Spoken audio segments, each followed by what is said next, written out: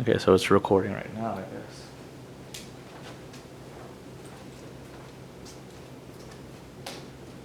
Make sure the red light is always on. Check 1 2. Check 1 2. Say something. Check 1 2. Force Awakens. Stuff. Let me play that back.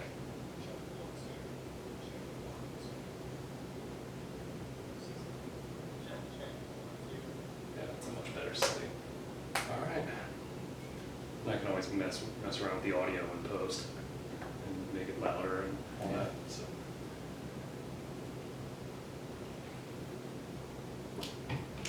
So you're just gonna point out a couple of things that you want to talk about. Yeah, just a few things. Just try and keep it simple and.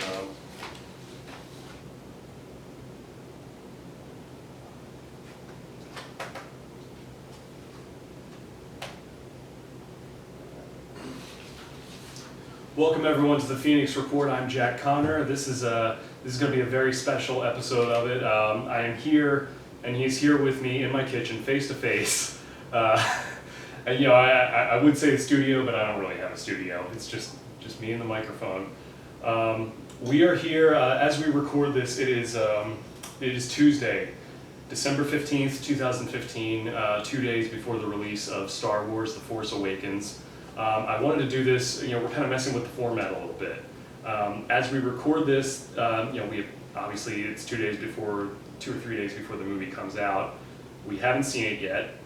And by the time you hear this, it will be out. We will know what it's going to be, and then of course, at the end of this podcast, we're going to give our review with spoilers and all that. But for right now, the first part of this podcast is before we see it, before it's out, before anyone's seen it.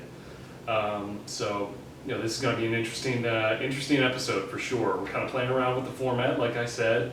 But here to join me for this special Star Wars: The Force Awakens reaction podcast is my good friend Antonio Camunas.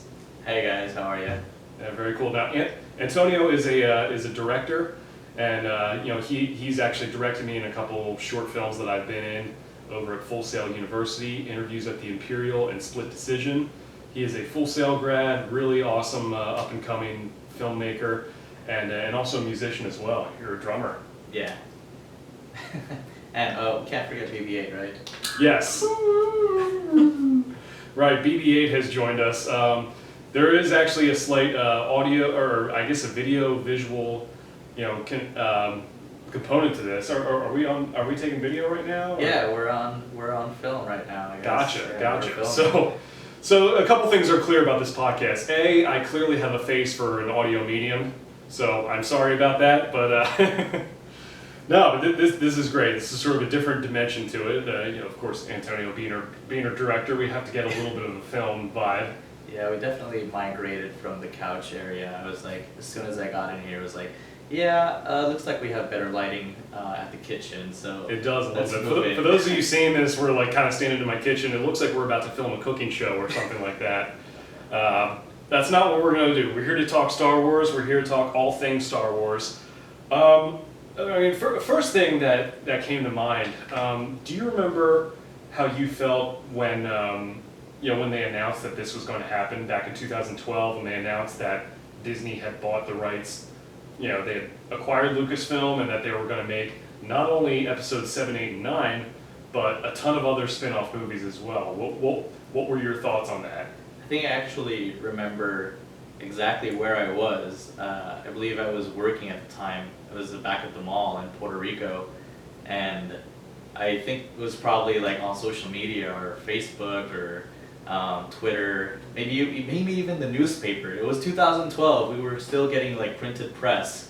I mean, it wasn't that long ago. Newspapers do still exist in 2015. But still, they're less common now. Right. Anyways, I remember like hearing about it, and I remember probably being at work, and there was a couple of Star Wars fans there at work with me, and my mind was just exploding with excitement. This was like everything that we ever wanted. Is a direct sequel to Return of the Jedi. Like we can't believe that this is finally happening. Obviously, there was this whole issue about Disney, acquiring the rights. Okay, what's Disney gonna do to it? What's the Disney component to it? Are they gonna ruin it? We got all these like different memes about Princess Leia as a Disney princess. Are we gonna have Mickey Mouse show up with a lightsaber or something? You never know. I mean, he does have a Keyblade and like Kingdom Hearts and stuff, so you never know if he might, pop in a hidden Mickey in the Force Awakens. That'd be cool. But definitely, yeah, I was interested about George Lucas, giving away his baby basically, but everyone felt like this was the right choice. A company like a corporation like Disney, definitely true to legacy. I believe that was a good move, and I was just excited about any new films that were coming out. And actually, The Force Awakens, believe it or not, or Episode 7. Yeah. It was one of the motivations I had to basically leave Puerto Rico and continue my journey as a filmmaker. My number one goal was to be on set on one of these new Star Wars films, because we were getting new Star Wars after all these years. A dream come true for me was just being on the set of either Force Awakens, Episode 8, 9, or Rogue One, or any Whatever other the spin-offs might be. whatever. I mean, and that's part of the thing that Disney announced, that they're basically not only going to make these, but they're going to be making Star Wars movies until the end of time, basically. Definitely. With all these spin-offs and everything, which some of the hardcore fans might not like so much. They think, well, maybe it might be too much of a good thing, but I think Lucas made the right move in terms of selling it to Disney, because they're a company that knows how to market stuff. They know how to make merchandise, and they know how to take properties and spread it to the masses. And I mean, they've already, and Disney's already worked with Star Wars before. You see Star Tours at Disney Hollywood Studios, that's been there for years. Yeah, they've had a relationship for quite a while, I guess. It just makes sense. I mean, you see what they've done with Marvel in recent years and all these other properties, and it's like they know what they're doing, because hey, they don't just have little girls on lock anymore. It's now they have something for boys as well. Yeah. So now it's that you mentioned Marvel, I wanted to add that I guess the only worries, I don't know if we were going to cover this later on, but one of the worries we could go into that.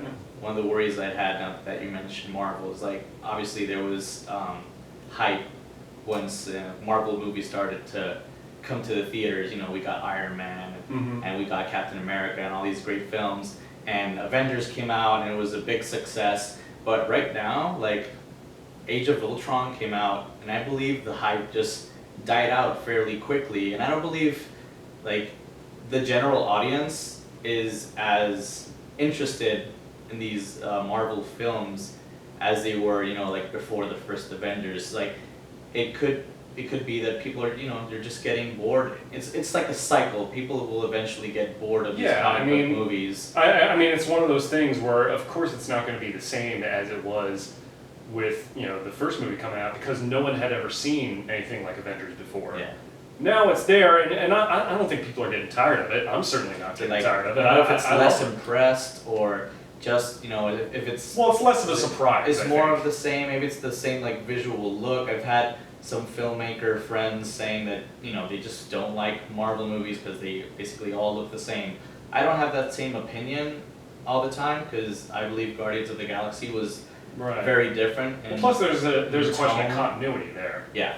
But getting back to Star Wars, I mean, obviously you bring up being a filmmaker. Yeah. What does Star Wars mean to you? I mean, what was your history? Did you grow up being as a fan? Like, do you remember when you first saw it, or like what about Star Wars as a fan, as a filmmaker, really appeals to you more than anything? I guess Star Wars is like everyone's been saying, it's one of the main reasons why a lot of people got into filmmaking in the first place. It's the main reason why they wanted to tell stories and pick up a camera and start shooting stuff.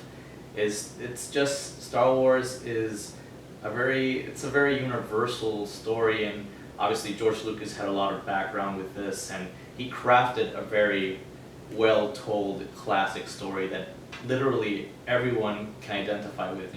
Kids, adults, older people, people of different cultures, and I was just one of those people. Sure. I got inspired. I remember, grabbing these old VHS when I was a kid, and it's like, okay, Star Wars, I've heard about this. Mm-hmm. Maybe I was 5 or 6 years old, I just grabbed these VHS, put them in the cassette player, hit play, and you know, my life changed forever.